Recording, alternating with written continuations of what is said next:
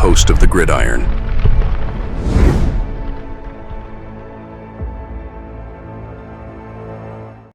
Four bold lessons the Giants can learn from NFC teams.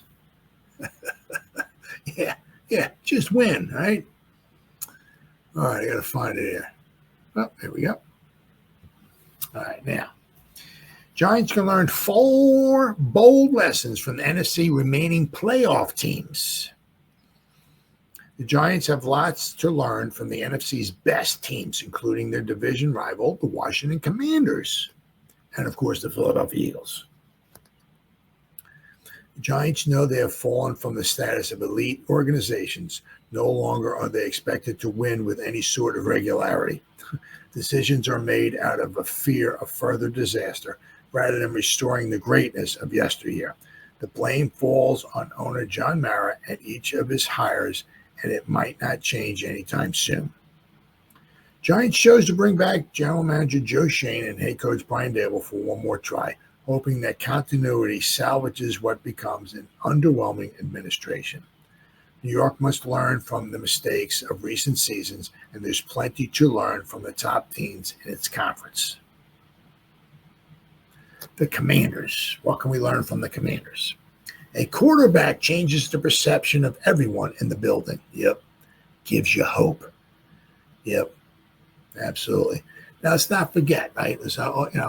Obviously, one of the biggest things is you look at the Hard Knocks, right? Everybody's making fun of the Giants for Hard Knocks and all this stuff and everything. But let's not forget, right? If we go back and I think it was Shane was asking Daboll in one of those episodes. I don't remember. Obviously, it was one of the ones before the draft. But Shane was, said, would you be willing to trade up for Jaden Daniels? And Daboll said, oh, yeah. Right. So let's not forget that. Everybody points out, right, is the Saquon Barkley debacle, right? Anything negative that could be pointed out in Hard Knocks gets pointed out. But let's not forget that, right? Shane asked Daboll, would you, if we could trade up and get Jaden Daniels, would you be in for that? Daboll's like, yeah, right. So, right. Unfortunately, we weren't going to be able to trade up. We tried to trade up with the Patriots, but I don't blame them. They were sitting in there, right? And good for them. They got themselves a quarterback. Look, maybe, right? Because let's not forget they drafted a quarterback a few years ago, and it looked like he might be the savior of the future, and it didn't work out that well, right, for them. But it looks like they got themselves possibly their quarterback now, right? Good for them. The Giants tried to trade up with the Patriots. They held firm. And once again, I don't blame them. And good for them. It looks like they got themselves the quarterback. Weren't going to be able to trade up with the Commanders, right? Weren't going to do that. They had their eyes on Daniels, I guess, right? And they got themselves their quarterback. Looks like they got themselves their quarterback for the next 10 to 15 years, as long as there's an RG3 thing kind of where the guy winds up getting injured or anything like that. Let's hope the guy stays healthy and has a nice long career, because the NFL needs quarterbacks, without question. So the Giants were certainly eyeing up Daniels, thinking about moving up, right? If they could to get him. But the quarterback needy teams needed the quarterbacks, and they stayed put, right? They would have been foolish. The Giants, at number 6, knocked out of the park. We don't have a quarterback, but we got ourselves a number 1 wide receiver, without question. But it's no secret that a franchise quarterback is the key to becoming a contender. But think about what basically everyone thought about Washington before quarterback Jaden Daniels took the field in week 1. Head coach Dan Quinn was a questionable hire coming off the second worst playoff performance of his career. Offensive coordinator Cliff Kingsbury was a gimmicky coach whose offense had an expiration date. Yep. Commanders were irrelevant. The supporting cast seemed bleak, and Washington wasn't supposed to win more than a handful of games. Everyone in that building is better off now that Daniels is a budding star. Things look murky now, but the Giants could very well see their staff and ancillary pieces praised if next year's quarterback exceeds expectations. Meaning like if possibly, I guess, if the Giants grab themselves a quarterback, right? I don't know if they're going to do that. If Sanders' award falls to him at 3, who knows? Or if they draft, like maybe, I don't know, if Jalen Milroe falls in the second round, they draft him in the second round. Who knows, right? But, and you get that quarterback of the future, you knew that, like especially with Eli, right? Of course, we were 5-4 when he took over. And we went from 5-4 to 5-10. So we lost 6 games in a row. And those games did not look pretty. Let me tell you what. The one game against, I think it was against the Ravens. I think he had like a minus 952 quarterback rating. It was ugly. Finally got the last win of the season against the Cowboys. The heck was it? 20, I forgot what it was, but that he got to the line of scrimmage. There was like an opening in the middle. Right. I don't know if he popped up his hand. I don't know if he said Omaha, but he changed the call, I think, at the line of scrimmage and called the draw play to Tiki Barber, who took it in, and the Giants won the final game of the season, right? Became 6-10. But the next season, the Giants went to the playoffs, and you knew you had yourself your quarterback. You knew that, right? Of course, in 2005, 6, 7, 8, we went to the playoffs every year, right? Really, really did good. So you knew you had your quarterback in the future. Feel bad for Jerome Anderson. Secondary was less than average for the last few years. Not good. Yep. Yeah. It's a shame.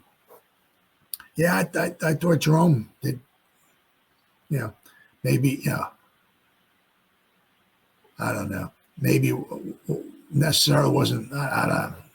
I guess they underperformed a little bit this year, but I thought he's a very good coach. I was shocked when they let him go. Shocked. Surprising. Very, very surprising. All right. Then from the Eagles, offensive line development is a cultural decision. Well, let's not also forget, with the Eagles, they have one of the best offensive line coaches in all of football. Guy's name is Jeff. Last name starts with an S. I can't remember it. I keep wanting to call him Jeff Saturday, but hold on, let's see here. Let me pop this up here. Eagles offensive line coach, Jeff Stoutland. Jeff Stoutland. Let's see. How long has he been with the Eagles for? Offensive line coach and run game coordinator since 2018. Oh, I'm sorry. He was the Alabama line coach in 2011 and 2012.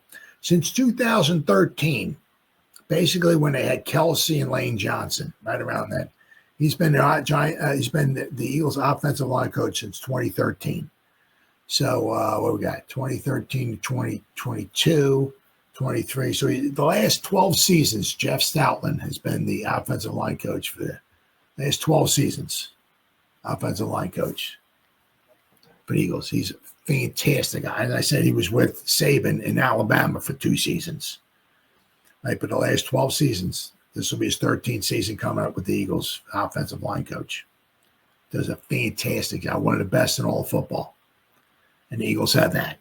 Now, if he was here with the Giants, things might be a little bit different, right? But it does help to have a really, really good coach. And the Eagles do that. It says the Eagles, like every year, it seems like every year, the Eagles churn out an incredible offensive line. Once again, also helps with coaching. And a lot of it also, too, because they stay healthy, right? Giants get decimated by injuries. Meanwhile, the Eagles stay relatively healthy, right? That helps, too. The Eagles don't get injured, and they have a fantastic coach. The Giants have a okay coach, not as good as Stoutland, and the Giants it just get decimated by injuries. The Eagles' offensive line was as decimated by injuries as the Giants' offensive line. The Eagles would not be, wouldn't have a phenomenal offensive line. But they're lucky, good for them, right? They're lucky and they stay healthy. Let's see. Between aging veterans, rising stars, and buy low contributors, every move seems to work. That isn't an accident. Well, it's because of coaching. Philadelphia continues to invest heavily up front. Its stars are kept in the building, and reinforcements are perpetually added to the rotation. Sometimes that comes in the form of a bust, like tackle Andre Dillard. Other times it's spending back-to-back second-round picks on potential Jason Kelsey replacements. And let's not forget about Mekhi Becton as well, too, right? But what happened? Mekhi Becton was with the Jets. What happened? He get injured. Mekhi Becton comes to the Eagles, and what happens? He stays healthy, right? Once again, the Eagles are very lucky. They don't get people injured. They're lucky. The Eagles are constantly adding to their unit, and with the help of elite coaching, top two or three offensive line coaches in the entire league. The Giants do not have that.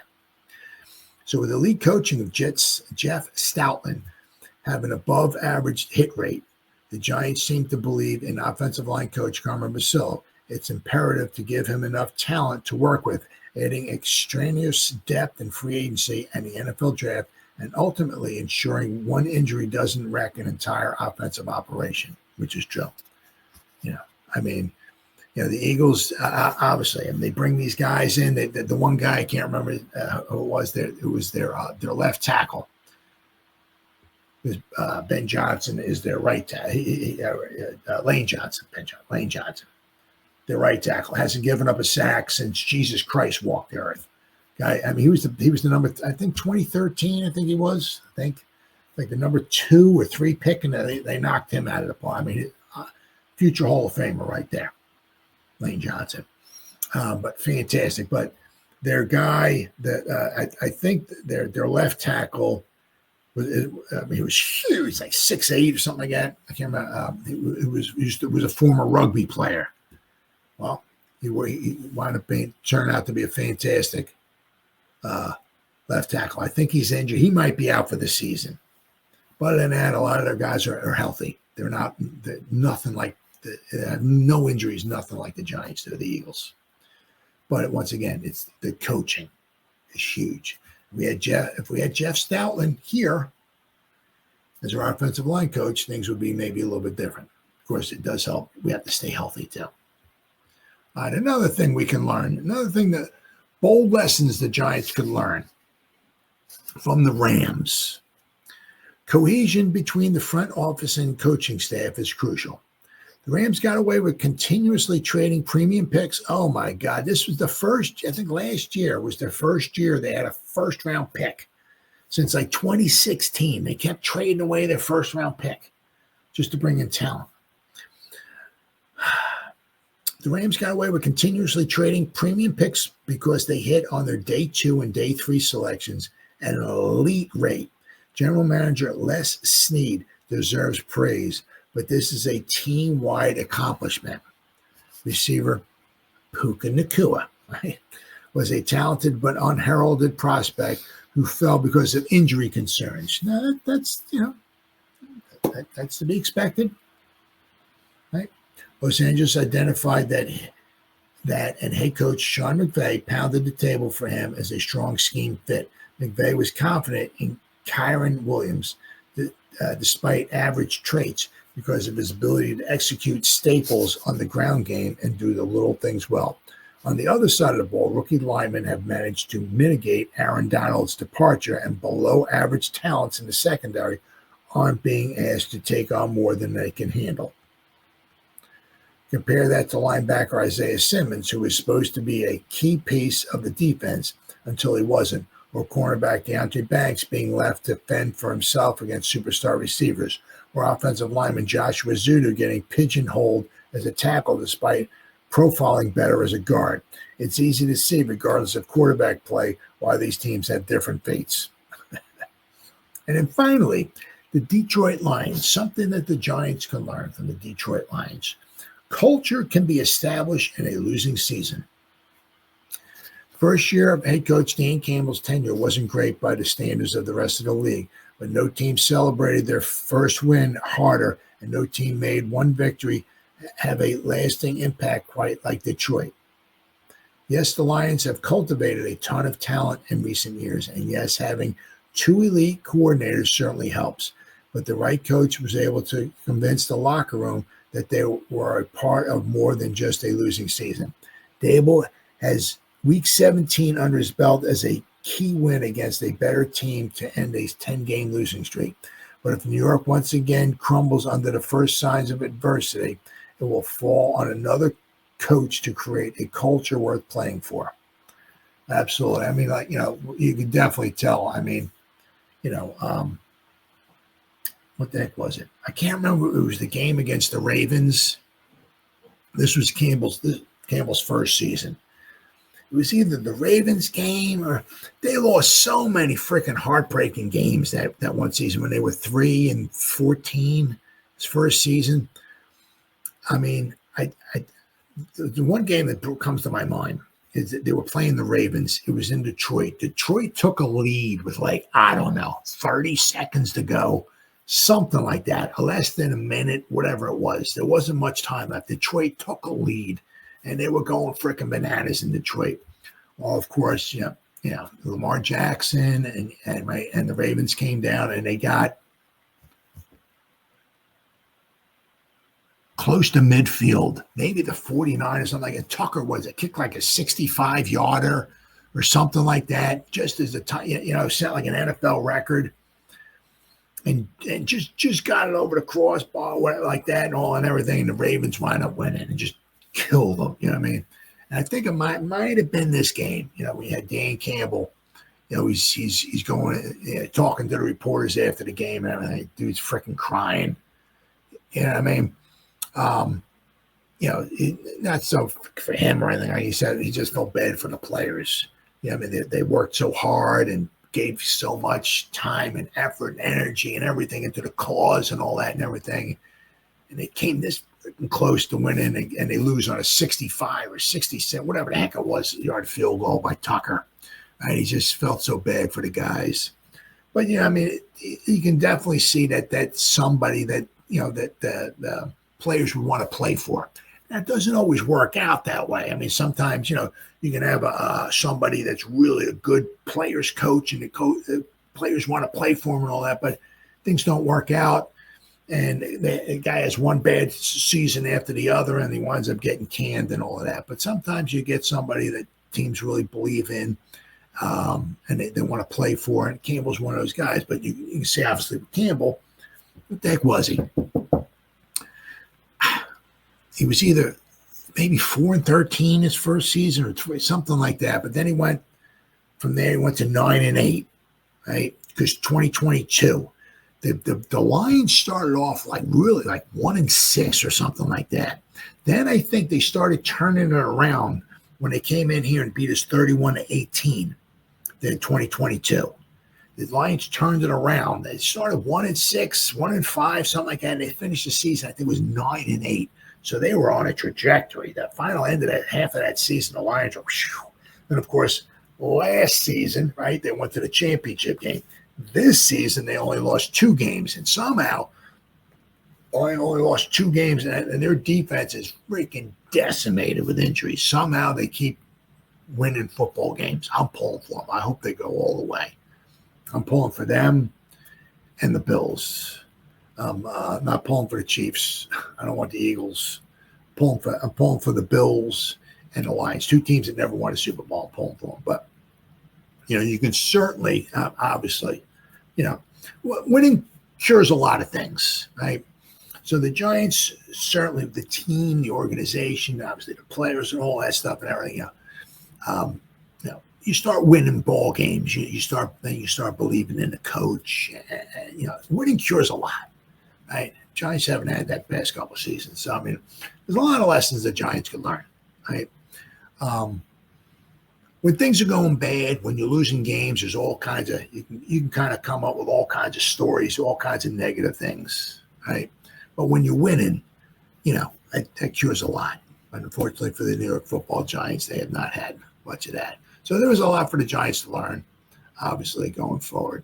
And, you need to look no forward, no farther than like the Eagles and the Commanders. I mean, the Eagles, I mean, you'll learn a lot from the Eagles. A lot from the Eagles, right? And I said the same thing with the Commanders. If we could just get our freaking quarterback, that would turn so much around, right? Turn so much around. It would give you hope going forward. All right, guys, been 1 hour and 25 minutes. Whoever spent any time listening to me live, thank you, thank you, thank you. Or if anybody's going to spend any time watching the replay this, once again, thank you so much from the bottom of my heart. It means the world to me. As always, you guys stay safe out there and go Giants! Woo! Oh, yeah!